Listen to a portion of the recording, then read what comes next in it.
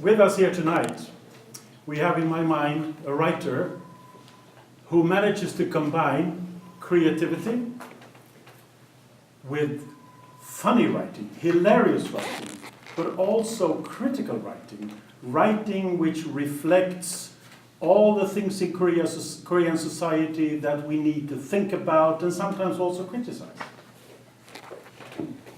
왜냐하면은 제가 읽었던 이기호 작가 선생님의 책들에서는 대단한 창조력과 함께 그 해학적인 글쓰기 그리고 또한 한국 사회에서 꼬집어야 될 것들을 비판하는 그런 비판적인 글쓰기도 함께 볼 수 있었기 때문입니다.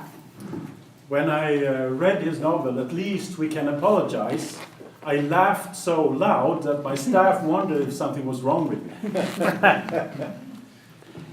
이 소설, 이기호 선생님의 소설들을 읽으면서 제가 어찌나 큰 소리로 박장대소를 하면서 웃었는지 저희 이 직원들이 저한테 무슨 일이 생긴 게 아닌가 하고 의아해할 정도였습니다.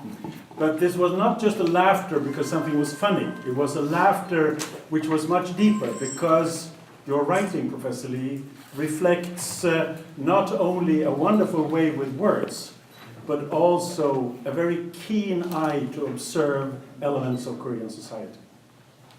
단순히 책이 재미있어서 웃은 것뿐만이 아니라 아주 깊은 곳에서 우러나온 그런 웃음이었다는 점을 말씀드리고 싶습니다. 왜냐하면은 이기호 교수님의 쓰시는 글이 굉장한 글재주를 보여줄 뿐만이 아니라 한국 사회에 대해서 아주 깊은 곳을 들여다보는 그러한 그 통찰력을 보여주기 때문입니다.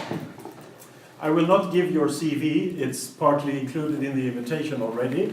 We know that you do not only write yourself, but you're also a professor of creative writing at one of the fine universities of Korea.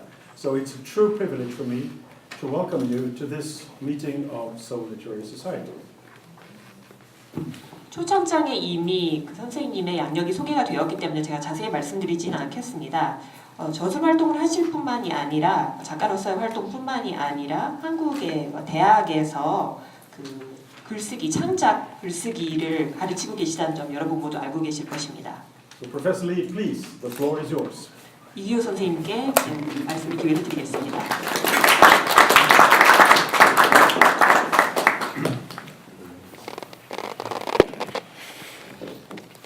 꼭 해야 되나요?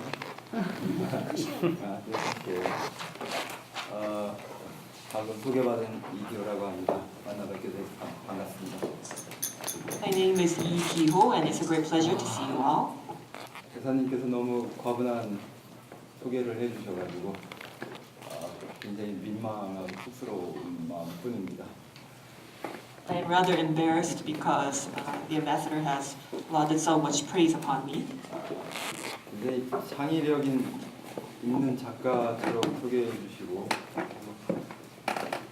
나름대로 한국에서 중요한 작가인 것처럼 소개해 주셨지만 사실은 오늘 오기 전까지만 해도 그 학생들과 함께 MT를 가서 밤새 술을 퍼마시다가 굉장히 힘든 상태입니다. The ambassador has introduced me as a very creative, prolific, and prominent writer of Korea, but in truth, I am a little bit hungover because I drank too much with my students last night on a membership training trip that we had yesterday.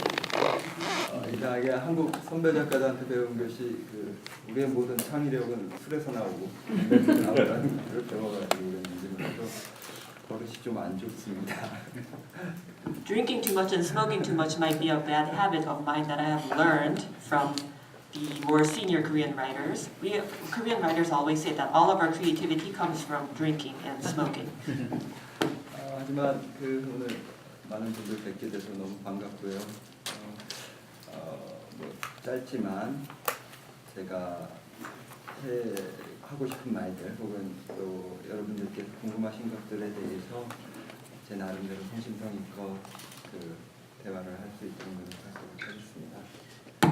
Still, it is a very big pleasure. It's a great pleasure for me to be with you here today, and I would like to share with you my thoughts, my ideas, and also be happy to answer any questions that you might have afterwards. 대사님께서 말씀해 주신 것처럼 저는 소설도 쓰고 있지만 학교에서 학생들과 함께 소설을 같이 공부하고 있는 입장이기도 합니다. As Mr. Ambassador introduced me, I write novels, I write stories, I write novels, and I also study literature and writing with students at university. 그건 이제 저한테는 굉장히 좋은 기회이기도 한데 왜냐하면 한국의 젊은 학생들 혹은 젊은 세대들이 지금 어떤 문제를 갖고 있고 어떤 인식을 갖고 있고 또 이 사회에 대해서 어떤 하고 싶은 말들이 많은가에 대해서 아주 직접적이고 또 아주 깊이 있게 들여다볼 수 있는 계기가 되고 있기도 합니다. Being able to teach students is a great opportunity for me because it gives me an opportunity, it gives me a chance to talk to Korea's youth and find out what their issues are, what their perceptions of Korean society are, and what they want to say about the current society that they are living in. 제가 처음 소설을 배우고 또 소설에 대해서 생각할 때 제일 중요하게 생각했던 바는 타인을 발견하는 거였습니다. When I was first learning about writing novels and stories, and when I first began to have serious thoughts about this form of literature, I always remember that the most important part was observing and looking and understanding at other people. 말하자면 남녀 사이에 제가 혹은 연애에 빠지거나 사랑에 빠지는 것처럼 정말 이전과는 다른 존재가 되는 것 같은 느낌, 그것을 소설을 쓸 때 혹은 소설을 읽을 때 늘 배우고 또 고민했던 점이 가장 큰 점이 바로 그 점이었던 것 같아요. So trying to put myself in someone else's shoes, trying to understand and observe other people, it's the most important part when I'm writing. It's just like when you fall in love, you turn into a totally different person. I always try to go through that experience every time that I'm writing something. 그래서 소설을 쓸 때는 항상 그 현실에 발붙여 살고 있는 이기와는 좀 다른 존재가 되는 그런 그 느낌을 받을 때가 많습니다. When I'm writing, I always feel that I am becoming a different persona, a different person from the Lee Gi-ho who is living in this reality. 말하자면 연극 배우들이 햄릿 배역을 맡았을 때 이전에 그 삶이 전부 다 지워지고 오롯이 햄릿에 몰입하는 것처럼 그런 경험들을 소설가들은 늘 그 새로운 작품을 통해서 경험하게 됩니다. Just like a drama actor who is playing the role of Hamlet forgets his whole life and becomes engaged and involved in the role of being Hamlet, all novelists and story writers become totally different people when they are writing new works. 그런 경험을 한 번씩 하고 나면 자기 자신에 대해서 굉장히 객관화가 되는 경우들도 있고요. 또 그 작품을 쓰기 전에 나와 이후에 나는 굉장히 좀 달라지는 경험들을 좀 하게 됩니다. So every time I go through this experience of becoming someone else when I'm writing, it sometimes gives me a chance to look at myself in a more objective way. And I also feel that I change very much after that experience. Every time I get that experience, I am different from the person who I was before. 그 경험들이 굉장히 소중하고 저한테는 말하자면 너무 어떤 순간에는 굉장히 쾌감까지 느껴지는 그 경험이기 때문에 저는 소설을 쓸 때 항상 제 소설을 읽고 사람들이 작가가 아니겠다 하더라도 이게 소설을 쓰고 싶은 욕망이 생겼으면 좋겠다. 이렇게 좀 소설을 썼으면 좋겠다라는 생각을 늘 하고 있습니다. So writing for me is a very valuable experience. This sense of becoming someone new, someone different, sometimes lifts me into a state of ecstasy. And I hope that all readers of my work if they are not writers today, they will have dreams of becoming writers, so they can experience this feeling too. 다른 존재가 되는 것 그것이 좋은 아마 소설을 읽을 때도 마찬가지고요. 소설 한 번씩 써보신다면 훨씬 더 자기 자신에 대해서도 좀 더 고민하게 될 것이고 또 다른 자기가 될 수도 있다라는 믿음이 있습니다. 그래서 소설을 읽는데 그치지 않고 함께 소설 한 번씩 조금씩이라도 좀 써봤으면 어떨까라는 생각도 하고 있습니다. So becoming a totally different being will give you an opportunity to look back on yourself and also become a totally new person. So I would like to invite everyone I know and everyone that I meet to not just read novels and stories, but also try out writing.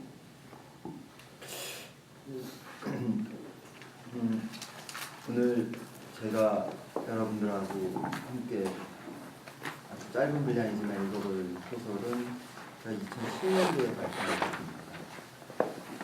So today I will be sharing with you part of one of my short stories from the year 2010.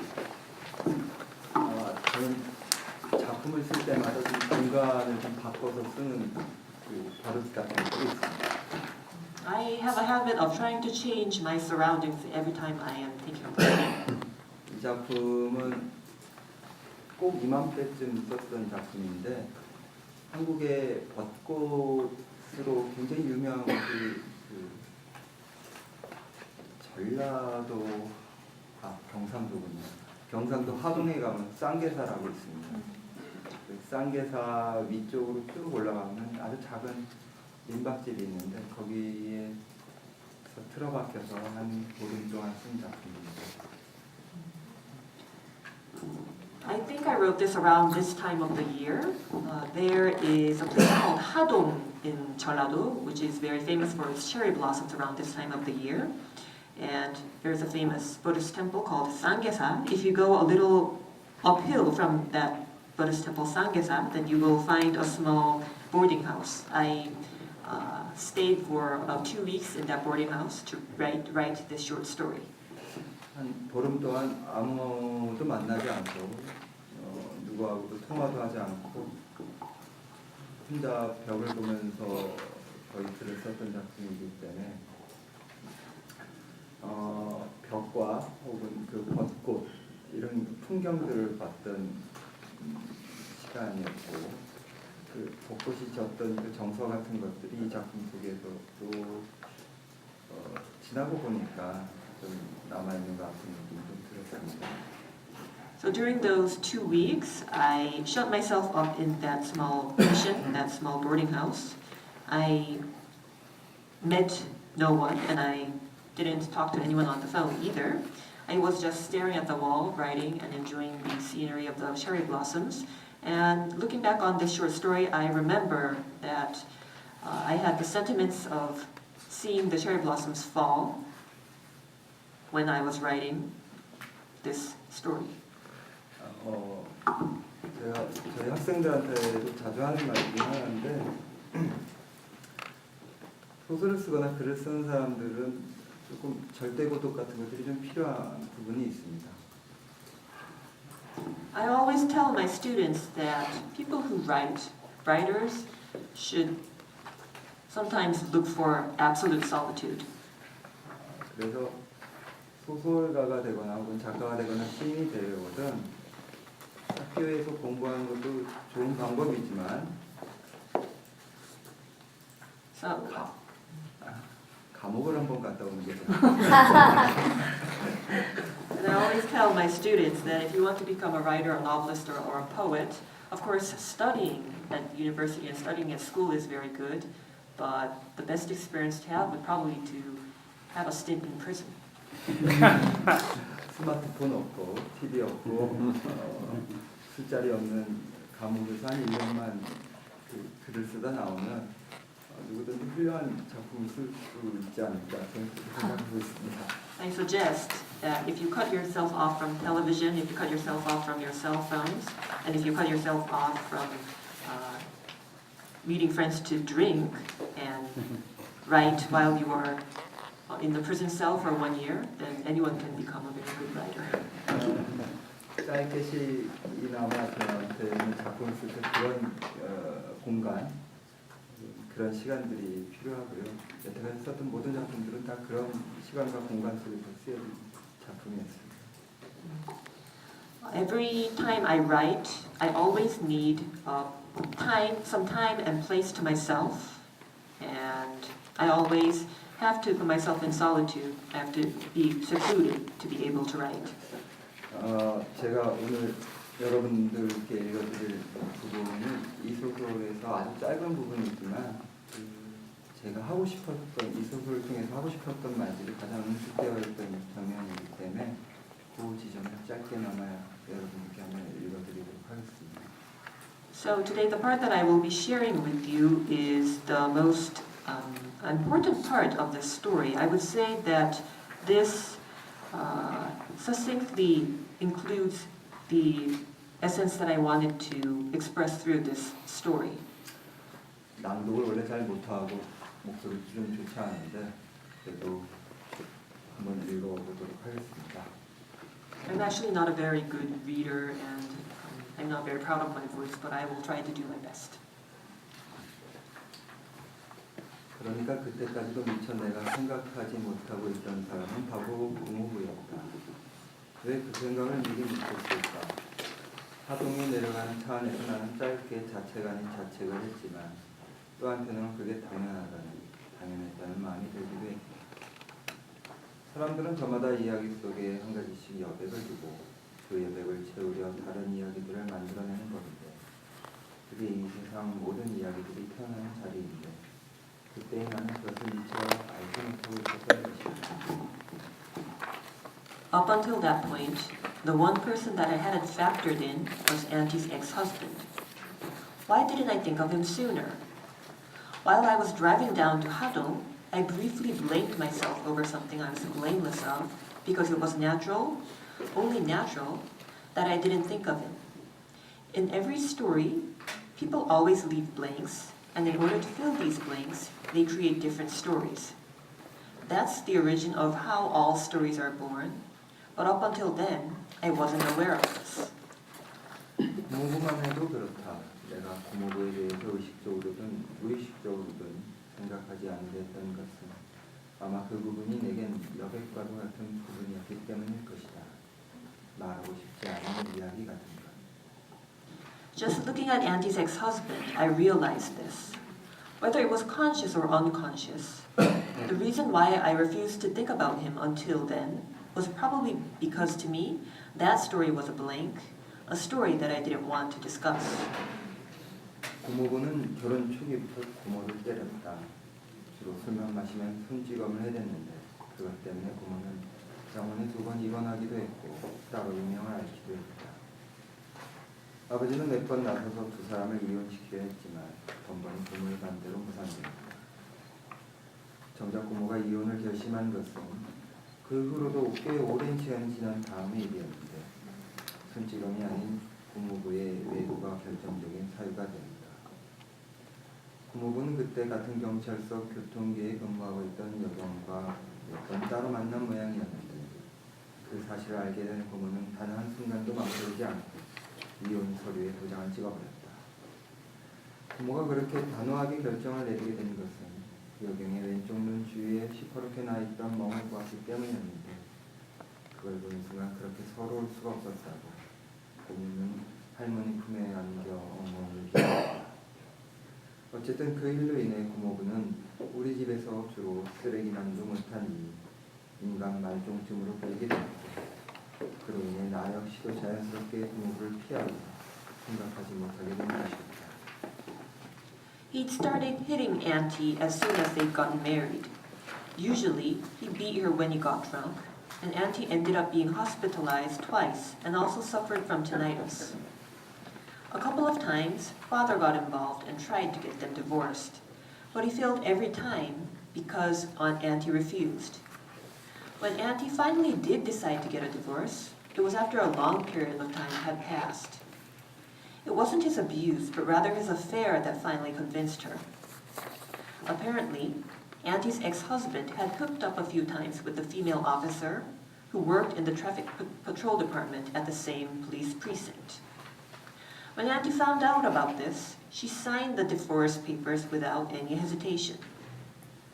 The reason why Auntie was so resolute in her decision was because she saw the black and blue bruises around the female officer's left eye.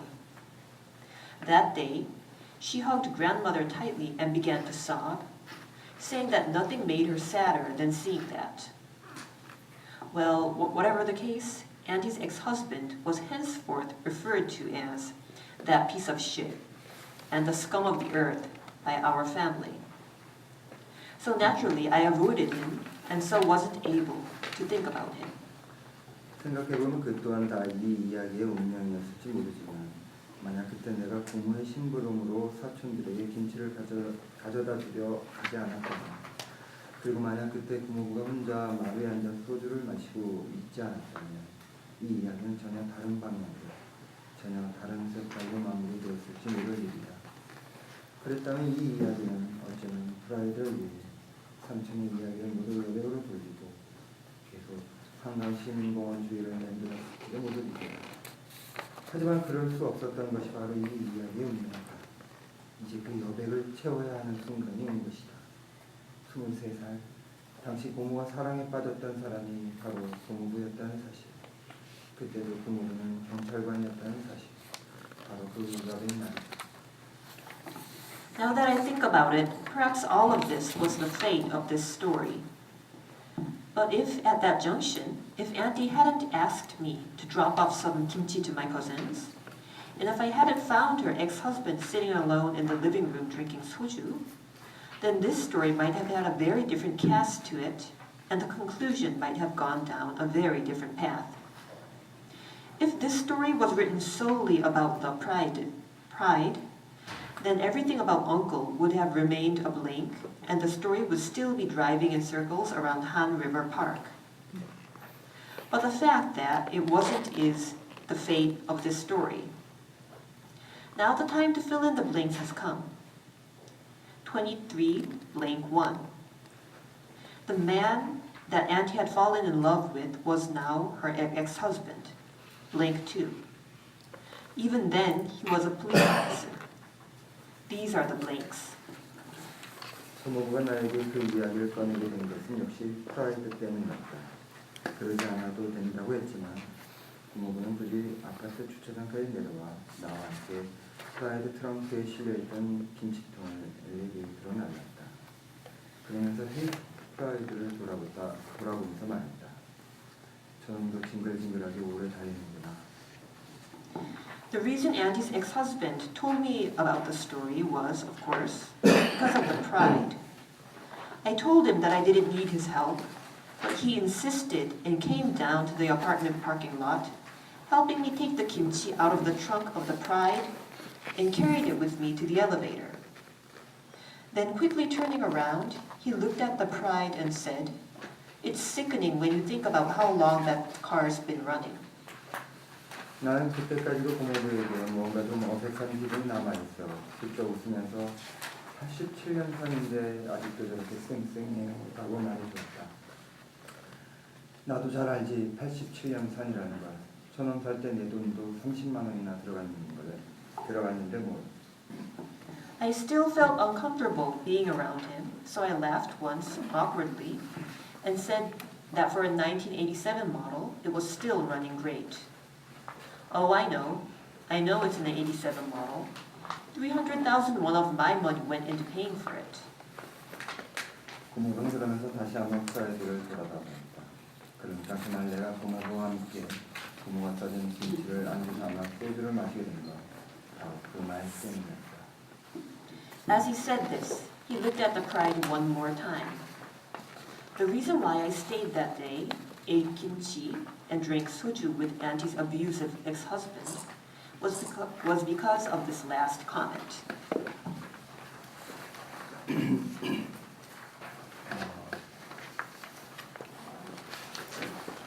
이 부분만 봐서는 이 소설에 대해서 정확하게 이야기를 판단 내릴 수는 없습니다.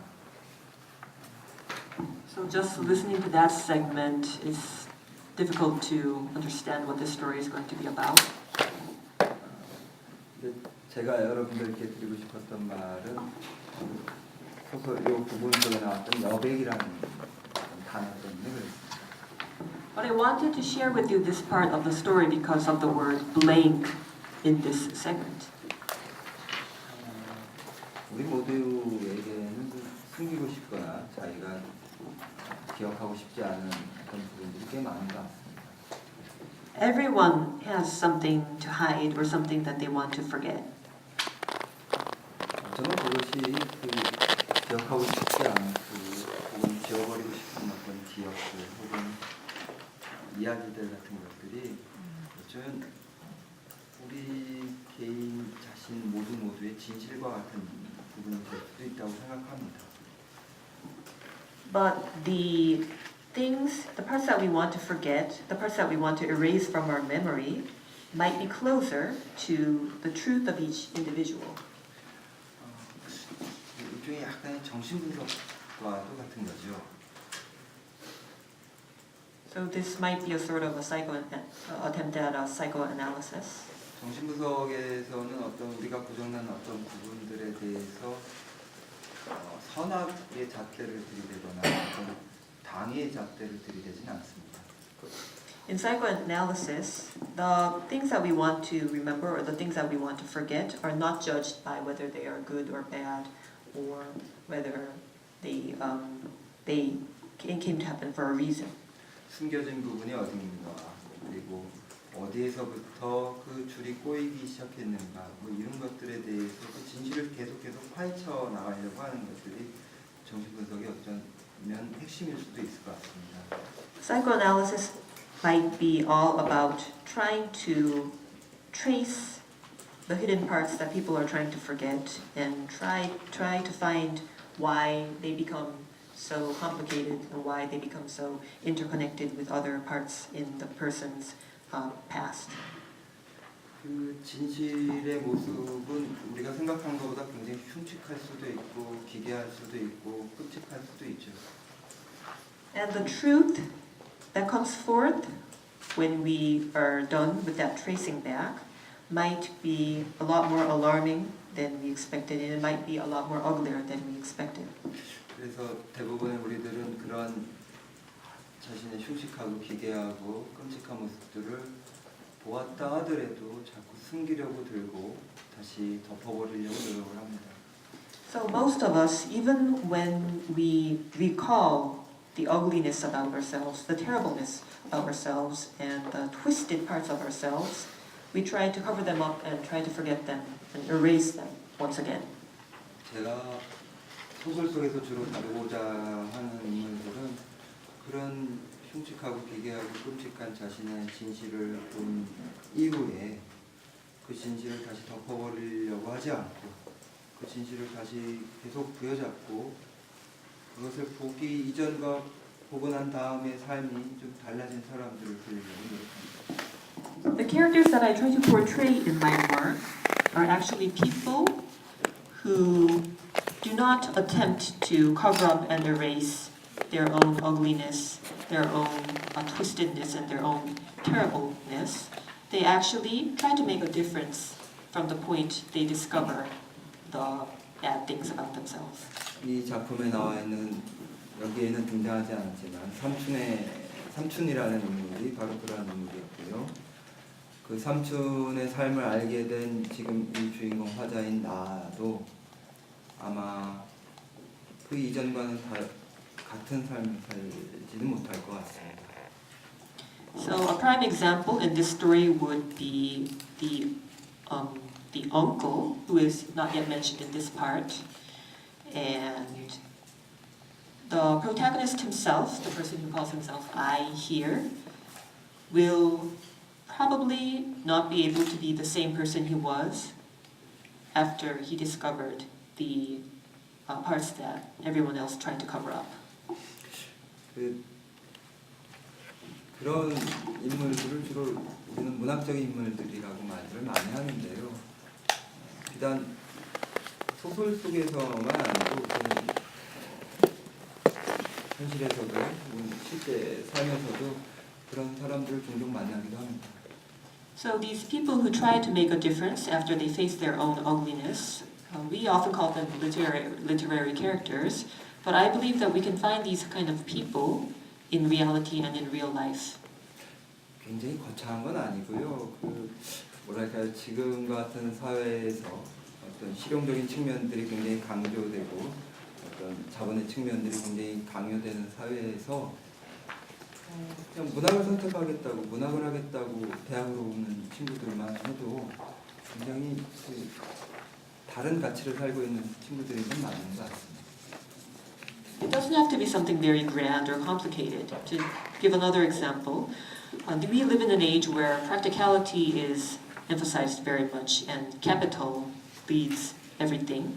In such a society, still we see a number of young people who come to university saying that they will pursue a life of literature, pursue a life of letters, pursue a life of writing.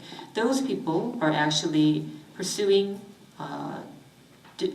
that difference. They are pursuing different values from the normal, from what is considered standard. 이 자리에 계신 여러분들은 저는 늘 이상하게 생각합니다. And I wonder at the people who are gathered here too. 여기에서 뭐가 나온다고 문학 작가를 만나러 여기까지 오셨을까요? What will come out of coming to a gathering like this? Why? What brought you here to meet a writer? 저희가 손에 잡히는 어떤 것들을 얻을 수는 없을 겁니다. 이 자리에서.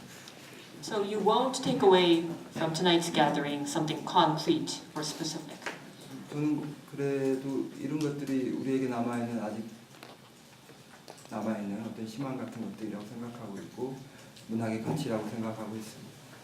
But I still believe the fact that we still have such people gathered here shows us that we still have hope for this world and we still can see the value of literature. 그런 인물들 혹은 그런 사람들에 대해서 천천히 관찰하고 또 그들의 삶에 대해서 옹호해 주는 것들, 그게 지금 제가 쓰고 있는 작품들의 저는 핵심이고 요체인 것 같습니다.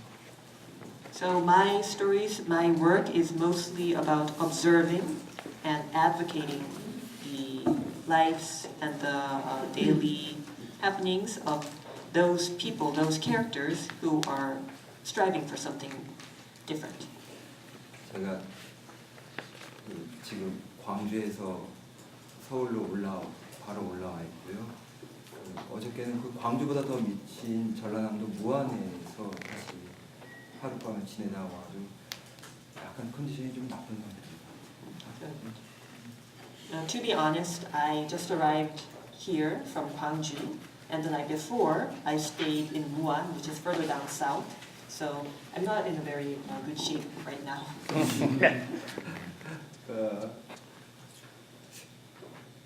오늘 너무 제가 말을 못하는 것 같은데.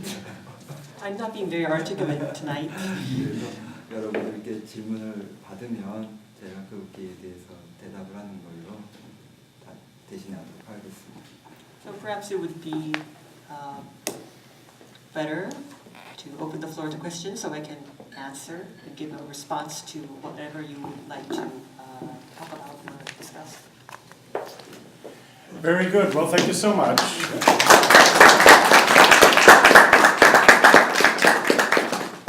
I think you're in very good shape.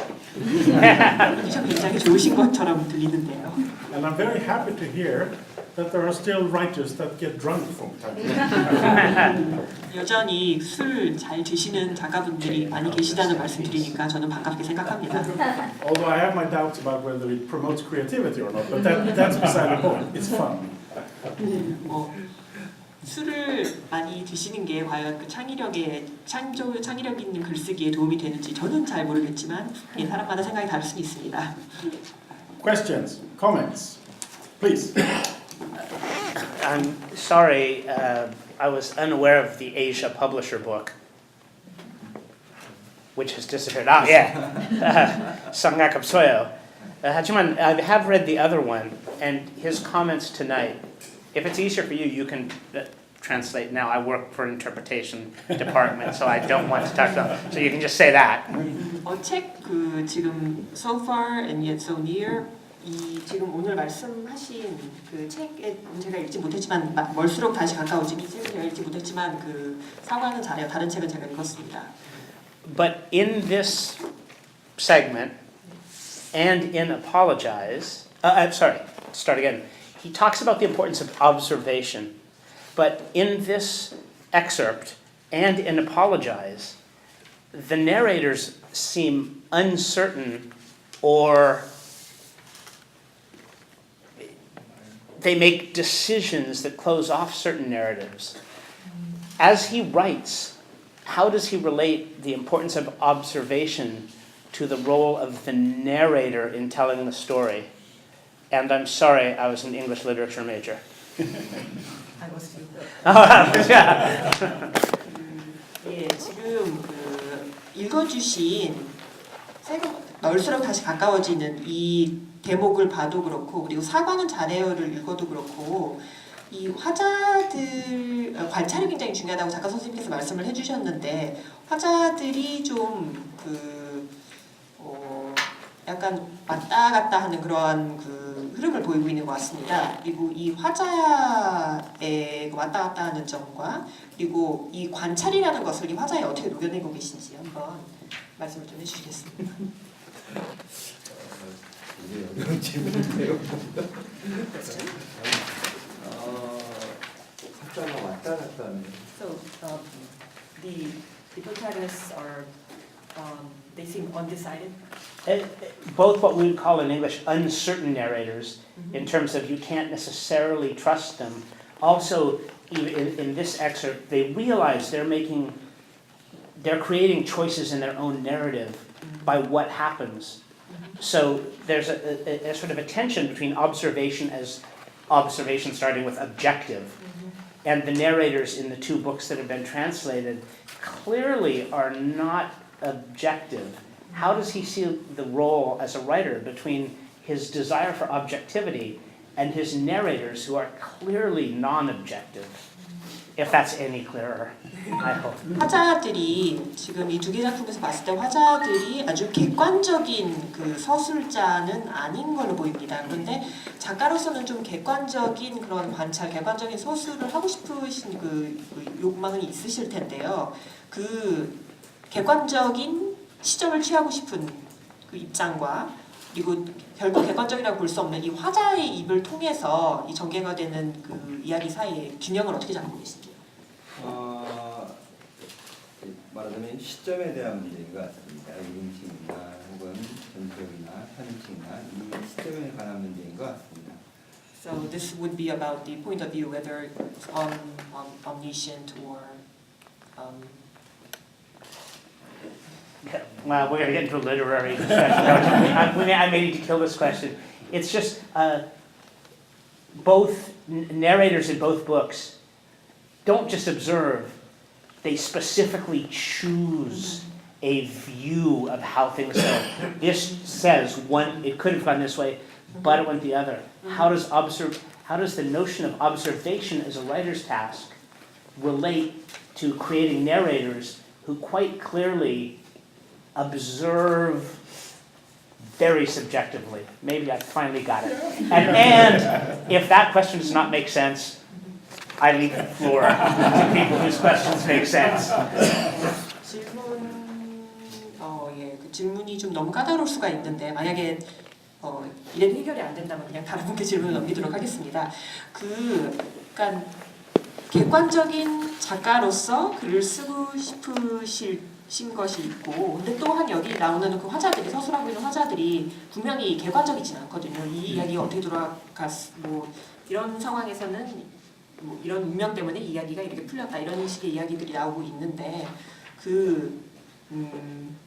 그러니까 화자가 어느 정도 선택적으로 이야기를 전개 나가는 게 있습니다. 그 사이 균형을 어떻게 잡고 계십니까? 괜찮아요.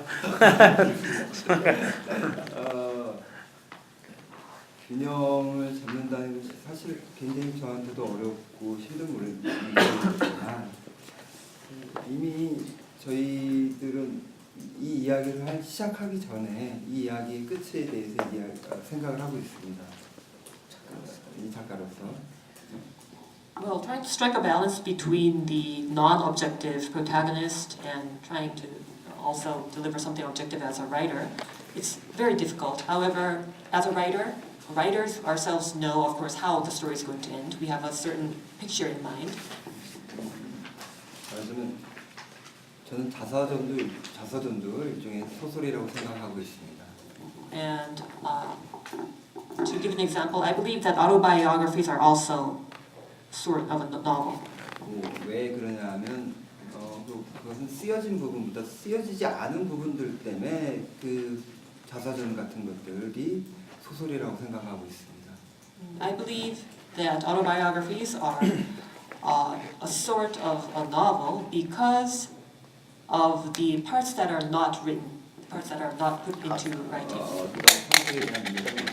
어떤 선택에 대한 문제들 때문에 그런 것 같습니다. 우리는 숨기고 싶은 것들 때문에 그러기도 하죠. So people who are writing autobiographies will, of course, make choices. They make choices on what to put into the book and what to not, what to leave out. 그것은 그러니까 완벽한 사실이 아니고 쓰여지지 않은 부분들과 쓰여진 부분들을 자신들이 선택하는 거라면 그것은 완벽한 사실이라고 볼 수도 없고 그것이 그러니까 일종의 허구의 차원으로 넘어가는 시절입니다. Because autobiography writers choose to leave out certain parts, their writing does not come out as a narrative of facts. So in that sense, it could turn out to be closer to fiction. 소설가들이 어떤 균형을 잡냐면 그가 이 소설을 통해서 어떤 인식들을 보여줄 것인가에 대해서 고민을 끝내고 짧은 단편이지만 그 인식 그것이 대단한 인식은 아니다 하더라도 철학적인 것도 아닐 수도 있고요 과학적인 것도 아닐 수도 있지만 그 대단하지도 않은 인식을 균형 삼아서 그가 만들어낸 인물들을 어떤 부분에서는 부풀리고 또 어느 부분에서는 침묵하게 만드는 그런 부분들이 좀 분명히 있는 것 같습니다. So novelists, of course, have certain beliefs and perceptions they want to portray. Novelists and short story writers have certain beliefs or perceptions that they want to portray in their work, and that belief, that idea that they want to portray might not be very substantial. It doesn't have to be something philosophical. It doesn't have to be scientific. However, whatever belief or idea they want to portray would determine what parts they will build up in the story and what parts they would reduce and have the protagonist cover up. I hope that answers it. 네, 맞아요. 미안합니다. I think the answer was better than the question. Far, yeah. Three. Sorry. 질문 3개, answer 1개. Please. 우리말로 원래 단편 하나에 한 편의 어떤 장면을 가지고 6.25 조정인데 작품 세계를 좀 감쌀 수 있게 아주 멋진 이렇게 프레젠에서 감쌀 수 있는데 우선 이 고모가 이게 단호하게 이혼하려고 했던 그 어른이 여경의 왼쪽 눈에 시커멓게 멍이난 걸 보고서 약간 미묘한 거기에 많은 것이 핵심적으로 담겨 있다는 느낌이 들었는데 그걸 또 이제 선생님께서 정신분석학적으로 매듭이 들여있는 것을 잘 풀어나가면서 이렇게 풀어나가려고 했지만 구멍구가 술 한잔 마시면서 그런 여러 가지 아직 구체적으로 설명되지 않은 요약된 그 부분에서 아주 풍부한 무의식의 세계가 담겨 있다고 우리가 이제 선생님 말씀을 들으면서 많이 느꼈습니다. 그렇다면은 작가 맨 초기에 말씀하시기를 작품을 쓰는 작가는 자기가 타자의 시각으로 자기를 다시 글을 쓴 햄릿이 소원을 가지고 하는 것처럼 자기 바깥으로 나가서 작품 활동을 통해서 다른 시각을 가지고 다시 돌아오는 그런 아주 미묘한 그런 말씀들이 상당히 참 제가 반가웠고 감명 깊었습니다. 그렇다면은 선생님께서 쓰고 있는 그 멀수록 더 가까워진다는 그 거리의 창출 이게 여백이 아닌가 하는 생각도 하게 되고 또 선생님이 하신 말씀 가운데서 이 여백의 의미가 조금 더 철학적인 영상과 많이 오랫동안 무한해서 계시면서 많이 하실 것 같은 느낌이 좀 들거든요. 그래서 여백에 대한 말씀을 조금 더 풀이해 주시면은 조금 더 작품을 위한 도움이 되지 않을까 그런 생각을 해봅니다. So this was. So I believe that the segment that you shared with us from so far and yet so near exemplifies your writing in a very good way. So there was the part that made the auntie finally make the decision to have a divorce. It was because the female officer's left eye was bruised, and the fact that this led the auntie to finally get a divorce is full of so many different meanings. I think there are a lot of subtleties hidden here, and also there were some things that were to be discussed and described here, but the writer here covers it, just leaves it all to be very subtle. And I believe that the unconscious, there are a lot of issues in terms of the unconscious that are covered here, because there's also a part about the ex-husband offering, or the protagonist making the decision to have a drink of soju with the ex-husband of his auntie. And also, our writer, Professor Lee, tonight shared with us his idea that becoming someone else is very important in writing. And I thought that it was a part that I could relate to very much. I thought it was a very impressive observation. And I also believe that there is a lot of meaning in the title, So Far and Yet So Near. It's talking about distance, and I believe that blanks might mean, blanks might be the things that are filling up that distance.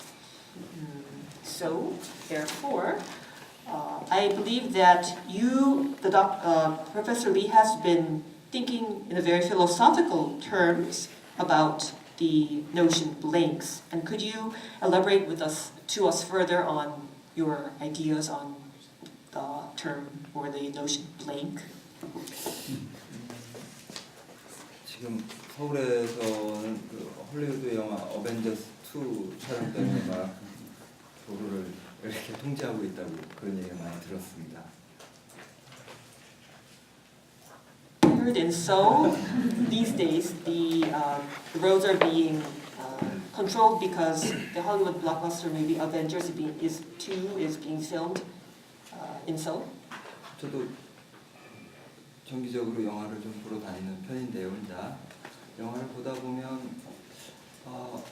역시 문학하고 어떤 게임 자체가 안 된다는 생각이 들 때도 많이 있습니다. 그리고 저렇게 영화 혹은 영상으로 표현하는 게 훨씬 더 편하고 보다 더 직접적일 때가 많구나, 부럽다라는 생각이 들 때도 꽤 있습니다.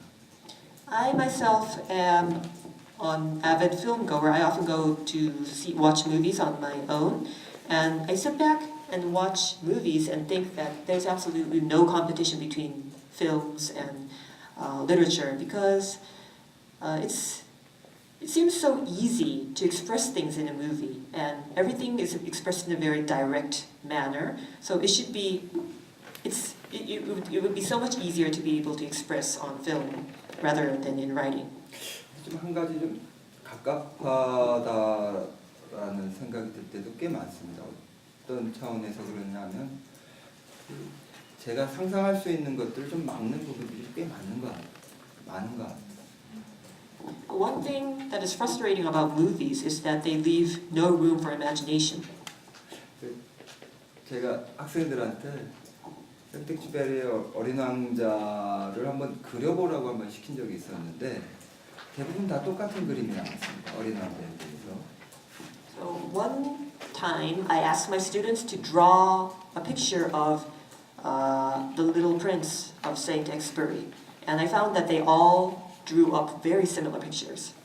아마 그것은 그 책에 나왔던 사파들 때문에 그런 영향을 받았을 겁니다. It's probably because they all saw the same illustrations from the book. 그런 사파들 없이 책을 읽었다면 뭐 별의별 왕자들이 다 나왔을 거예요. 키도 큰 왕자가 나왔을 수도 있고, 혹은 뭐 아주 코가 긴 왕자가 나왔을 수도 있고, 뭐 별의별 흑인 왕자도 나왔을 수도 있겠죠. If the students hadn't seen the illustrations, the same illustrations from the book, then they would have turned up with very different princes. Some of the princes might have been taller, some of the princes might have longer noses, some of the princes might have been actually black. 사파나 어떤 영상이 우리에게 좋은 측면으로 다가올 때도 꽤 있지만, 글을 쓰는 저로서는 어떤 부분에선 상상력을 굉장히 위축시키고 저희가 이렇게 한정시키는 역할을 하고 있다는 생각도 많이 합니다. So these images, these illustrations and pictures are good, very good in terms of expressing things. However, I believe that in another sense they limit our imagination.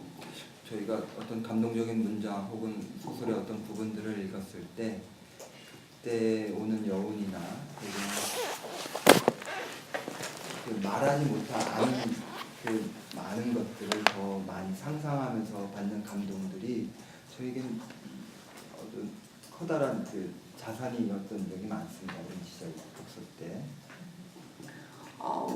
Since I had been reading when I was younger, I always thought that the things that are not left out, not being described in literature, the things that are hidden are the most valuable parts of literature, and I believe that those parts leave the biggest impression on the readers. 말하지 못한 어떤 부분들, 차마 말할 수 없었던 것들, 이런 것들이 저에게는 일종의 하나의 여백과도 같은 역할을 했던 것 같아요. And the things that the writers or writers as myself have left out or just couldn't bring themselves to write about or talk about will perhaps translate to the most important blanks. 말하지 않아도 서로 알게 되는 것들, 이런 것들이 저희가 문학이 혹은 문장이 해낼 수 있는 어떤 많은 부분들 중에 하나가 아닐까, 혹은 영상이 차마 할 수 없었던 부분들, 영화가 할 수 없었던 부분들을 문학이 책임져주고 있는 것들이 아닐까라는 생각들을 많이 합니다. And things that we choose not to put into words, things that we choose not to elaborate about, might be actually the most important parts that cannot be covered in images or films. And I believe that that part is the responsibility of literature and the strength of literature. 이 작품이 여러분들이 책으로 나왔을 때는 원고지라고 했잖아요. 말하자면 100장 분량의 소설이라면 실제로 제가 쓰여졌던 소설들은 한 500장이 더 넘고 그것들 나중에 그 400장을 다 지워버렸던 기억이 있습니다. So if one of my books amounts to around 100 pages, the first manuscript I turned out was actually 500 pages. So I had to cut out 400 pages to reduce this to a book. 400장이 그대로 있었다 하더라도 전혀 문제는 없었지만 이야기를 훨씬 더 잘 이해할 수 있는 그 문장들이 될 테지만 아마 그 400장이 있었으면 제가 원했던 혹은 또 여러분들이 받았던 어떤 체험 같은 것들은 별로 그렇게 썩 훌륭하게 이루어지진 않습니다. If I had left in those 400 pages and actually turned out a 500-page book, then of course it would have been much more descriptive and easier to understand. However, I believe that the reading experience and the experience of turning this out as a part of my work would have been different and not for the better. 아까 말씀하셨던 그 관찰과 객관에 대한 얘기들은 어쩌면 그 생략과 압축 그러한 그 과정을 통해서 얻어지는 것들이 아닐까라는 생각도 합니다. So the providing objective observation, I believe that comes from leaving things out and putting them into smaller text. Last question, please. 연결된 부분인데요. 지금 설명하신 것 중에 저는 사실 그 부분 아까 언급하신 그 부분은 약간 이해가 안 됐거든요. 평소에 지금 말하지 않아도 알게 되는 것을 제가 이제 알지 못해서 여쭤보는 건데요.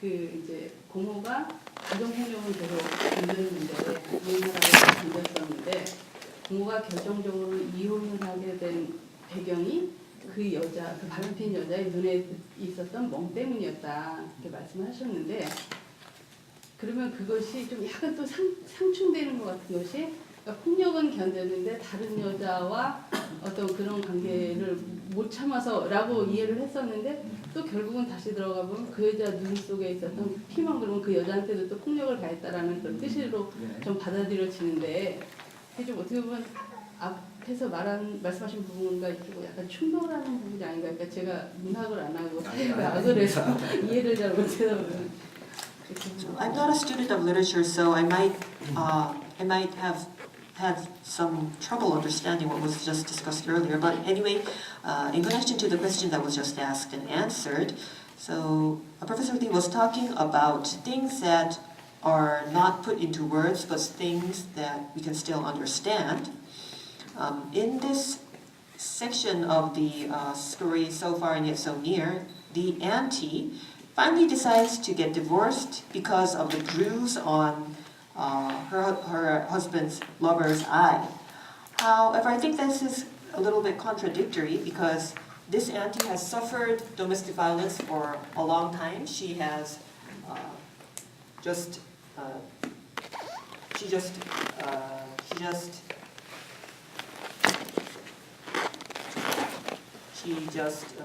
bared the fact that she was a victim of domestic violence. However, what finally broke her down was violence on another woman, the other woman that her husband was seeing. So I think I don't understand how this relates to the things that are not being mentioned but everyone can understand.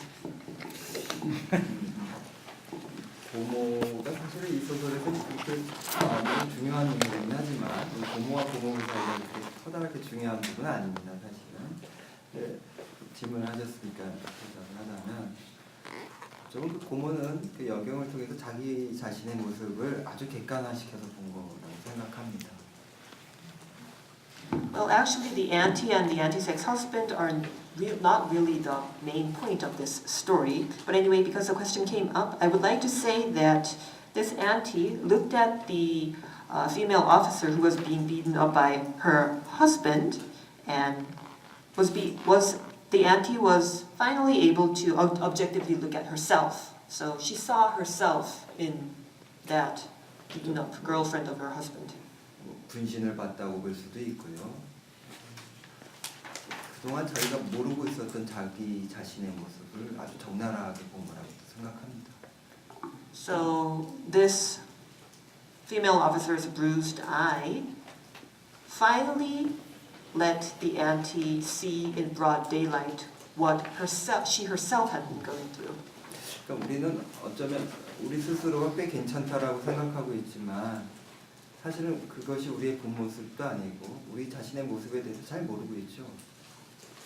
So we often think that we ourselves are doing okay, we're all right, but that's not always the case. We are not always able to see who we truly are and what we are truly going through.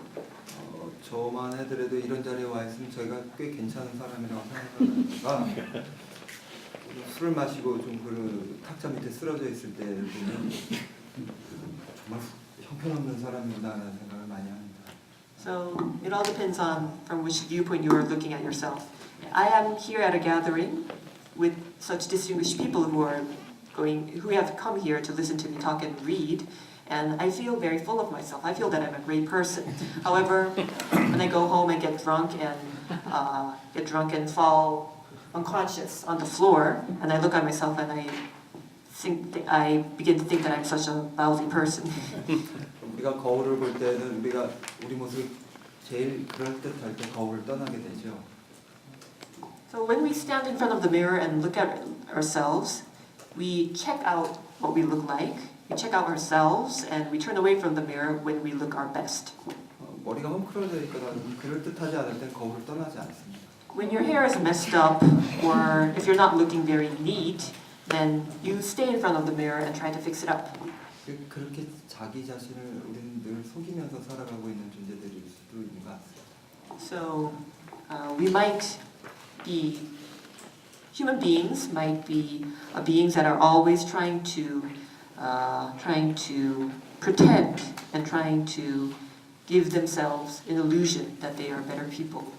그러니까 여기 나와 있는 이 고모 또한 그렇기 때문에 맡고 있어도 자기가 어떤 모습으로 살아가고 있는지 전혀 알지 못하고 있다가 어떤 하나의 계기, 하나의 대상을 통해서 자기의 모습을 적나라하게 본 셈이고 그것이 그 고모의 결정을 도와주는데 좀 역할을 한 거라고 생각합니다.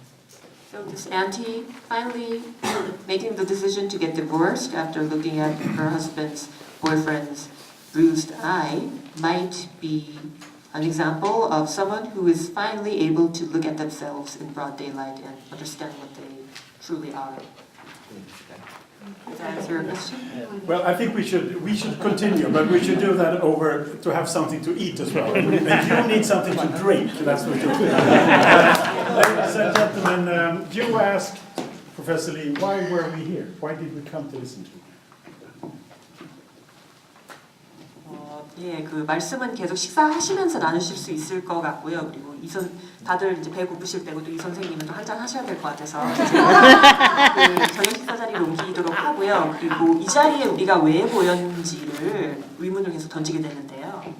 Well, I think I can only speak for myself, but I suspect that I speak for all of us that literature gives us exactly the possibility that you point to. Good literature holds up a mirror for us to help us, for us who have the privilege just to come and visit in Korea for some years. Good literature helps us to understand the society better, but for all of us, good literature helps us to understand ourselves. 우리가 이 자리에 왜 모였는지를 다시 생각을 해보게 되면 훌륭한 문학 작품은 우리 앞에 거울을 하나 보여줍니다. 그래서 예를 들어 저처럼 한국에 몇 년간 머무르는 사람에게는 한국을 더 이해할 수 있는 창이 되기도 하고 그리고 이 사회 구성원들에게는 우리가 살고 있는 사회가 어떤 사회인지를 들여다보는 창이 되기도 하고 무엇보다도 우리 자신을 돌아볼 수 있는 그런 기회를 마련해 줍니다. And in my mind, your literature helps us in a particular good way to understand ourselves because you do not give us all the answers. You hold up the mirror and you allow ourselves to fill in the blanks as we do. 그리고 또 이기호 선생님의 작품은 특히나 좋은 문학 작품이라고 볼 수 있는 것이 거울을 우리에게 보여주면서 모든 답을 다 적나라하게 보여주지 않고 우리 스스로 의문을 품고 그 탐구를 하도록 하게 한다는 것입니다. 거울을 들여다보면서 이기호 선생님의 작품을 보면은 우리가 거울을 들여다보면서 여백을 우리가 메꿔 나가야만 하는 그러한 그 사명을 갖게 됩니다. So Professor Lee, thank you for sharing your thoughts with us this evening. I think you were actually in very good shape, and you got better and better as time went along. So thank you very much for sharing with us. I hope we can use then a few minutes, maybe even an hour or so, over some food and some drinks to talk to you even more and to also enjoy our company. And may I, on behalf of all of us, as a small token of our appreciation, give you this to bring back to wonder. Thank you so much.